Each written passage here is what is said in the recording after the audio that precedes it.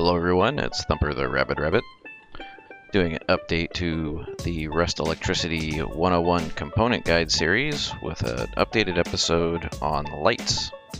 Since the three lights that are now available, the ceiling light, the blue flasher light, and the red siren light, all have similar behavior, I'm making this updated guide to cover all three of them, as the differences are quite subtle. First of all, I'll show you what they all look like. The blue flasher and the red siren were components that were added more recently. As of the March 2019 update, they now all have a power in and a pass-through. And then the ceiling light is a long-time element of the game that used to run on low-grade fuel, now runs on electricity, and it has always had a power in and a pass-through since its introduction. So let's go into some detail about all these. They're all fairly common components. You find them in crates and sunken chests. One difference is you'll find that the ceiling light only costs you 50 metal frag, whereas since the flasher and the red siren light were part of the new electricity components, they both require 5 high-quality metal. So the advantage of the ceiling light is that it's a little cheaper and easier to find and craft. However, its disadvantage is that it does use more electricity. You'll find that the blue flasher and the red siren light both consume 1 unit of power. I can demonstrate that for you here. Hooking up the power in, then the pass through to this string. You'll see we start with 85, we end with 79. That's 5 units of power for the lights plus 1 that's consumed by the first display here. You'll see that the same thing occurs with the red siren light. If I take this, a little hard to grab the handle here sometimes. Hook up all 5 of these lights, same situation, starting with 83, ending with 77, that's 66.5, minus the 1 for the display. Whereas, with the ceiling lights, we add the 5th one up here, hook this up, you'll see that when I hook up all 5 of these lights together in series, we go from 81 to 70, that's 11 units, 10 to each for the ceiling lights, plus 1 for the display. So the ceiling lights, nice and bright, great for lighting your interior or even exterior of your base where you need working light, or something to see your enemies coming. They consume 2 units of power, but the blue flasher and the red siren lights, they both consume 1 unit of power, a little more expensive to craft. There are a few bugs still with these. One thing you'll find is that they don't always sequence or execute at the same time. As you can see, these are out of sequence even though they're on the same power source because I placed one at a different time and started it at a different time than the others. But even in a string of lights like this, we'll see if it does it. I'm going to fire off this string of blue flashers. You can see that even though they were all powered at the same time, they're not flashing in the identical rhythm with each other. The one on the end here, for whatever reason, has decided it's going to blink a little bit differently than the others. This is not consistent. I imagine if I let this timer time out here and start this up again, they may very well all be together, or they may be in some other pattern. Yep, now you can see they're all firing together. Go figure.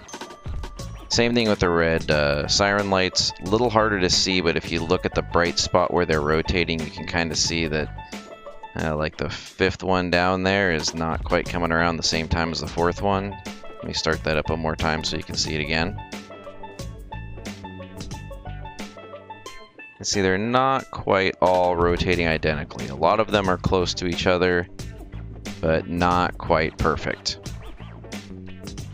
The other thing you'll find that's unusual about these is their draw distance.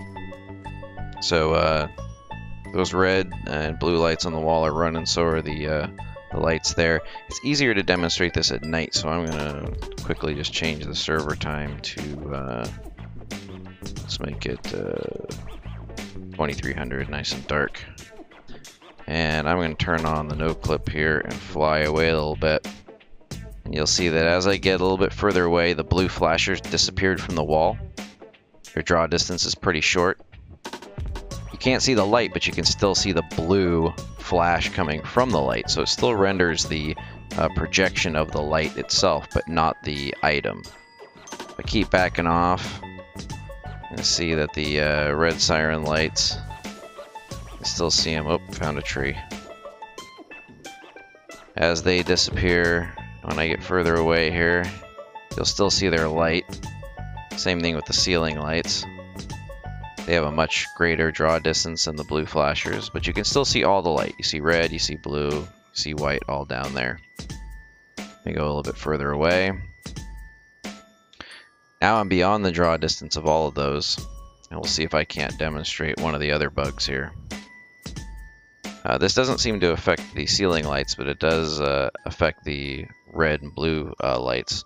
Yeah, see as I zoom back in again here, for some reason, some of the blue lights, nope, not all of them, 9 of them, not all 10, have turned on. They have no power, timer's off, power's off, but for whatever reason, when I came back into draw distance, they decided that they were going to be on.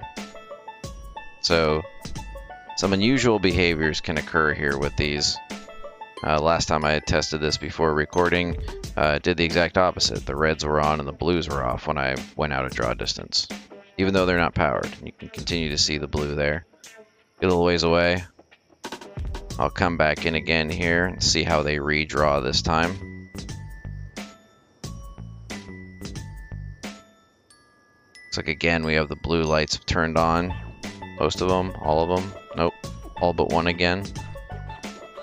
And the blue lights on the wall have changed their sequence. Instead of it being 1 and 4, it's now 3 and 5. But all the red lights seem to be in sequence now. So if you're trying to do cool like tower lighting displays, you're going to find it a little bit frustrating to work with the blue lights, especially, and some occasions the red lights, because they do kind of have a mind of their own. They come on when they're not supposed to. They stay on when you turn them off. They don't flash in sequence or together when they're on the same circuit. So a lot of unpredictability there. It may be a little bit better than it was last wipe. It's hard to tell because of the inconsistency, but just be prepared for that. So to recap, you've got 3 lights available. You've got red beacon or siren lights, blue flashers, and the white overhead ceiling lamps. The red and blue flashers can be mounted pretty much on every surface, whereas the ceiling lights need to be hung. Ceiling lights are a little cheaper to craft with 50 metal frag, but they do use 2 units of power each. And the blue flasher and red siren light require 5 high quality metal, but only 1 unit of power to operate. So there you have it. All of them can be deployed in similar ways and used for different functions. Keep an eye out for the inconsistencies with the blue flashers and the red siren lights. But otherwise, have fun with them. They are the Lights of Rust.